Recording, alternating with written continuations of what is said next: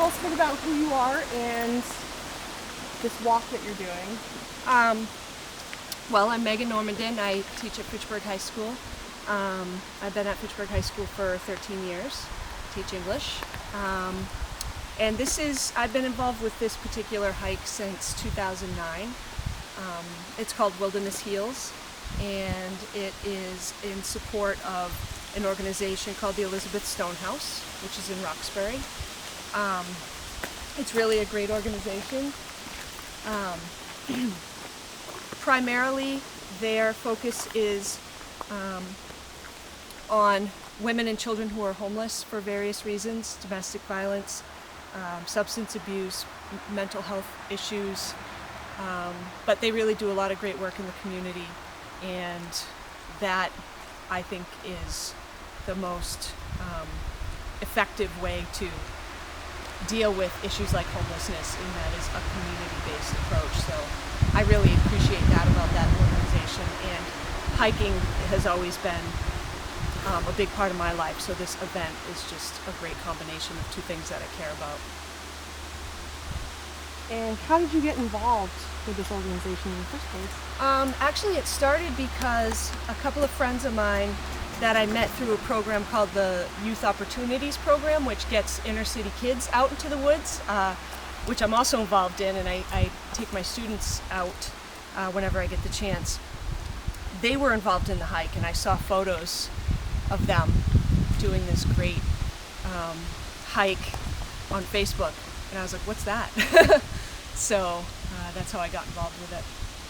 And so you've been doing this every year since 2009? I took off 2011. My daughter graduated high school, and we went away for that summer. But so this is my fourth time doing it over a course of 5 years.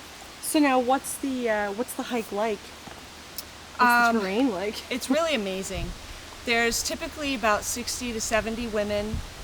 It's all women, and we split up into groups because for safety reasons, and also for the impact that a large group would have on the trails is not something that we would want to be doing. So we split up into groups of 8 to 10, and each group has 2 team leaders,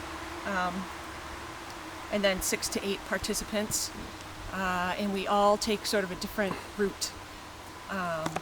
And it's really amazing because the skill levels range from people who have never been in the woods before to folks who have been doing this for 18, 20 years. So it's really awesome to see the groups come together with all of their different skill levels and different interests and backgrounds and ages, and accomplish something really cool. The terrain is really challenging. The routes vary as well. So some groups, for example, will hike into a hut and stay there for 2 nights and have lots of options as far as what they want to do. And other groups have a more prescribed route where they have to get to this hut on the first night, and they have to leave early enough to get 8 miles over to the next hut on the second night. So a couple different options. And then at the end, we all meet at the Highland Center,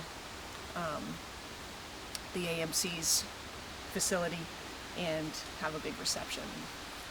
The teams all tell their stories of all the craziness from the past 3 days, and it's great. So throughout the years, how much money have you been able to raise for this program?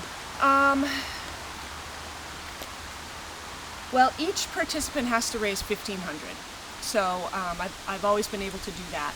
This year has been my best year. I'm at 2,000 right now. It's still going strong, so hoping to get to 2,500 and perhaps beyond that. So looking at close to $8,000 over the past few years. Wow. And this is July 19th through Yep. 21st. Mm-hmm. Still have a little bit of time. Yep, exactly. And anything else that you'd like to say about why you support this? Why you do this every year? Well, as I said, it's really important to me, not only because hiking is part of my life, but domestic violence is something that people don't typically like to talk about. So it's a good opportunity to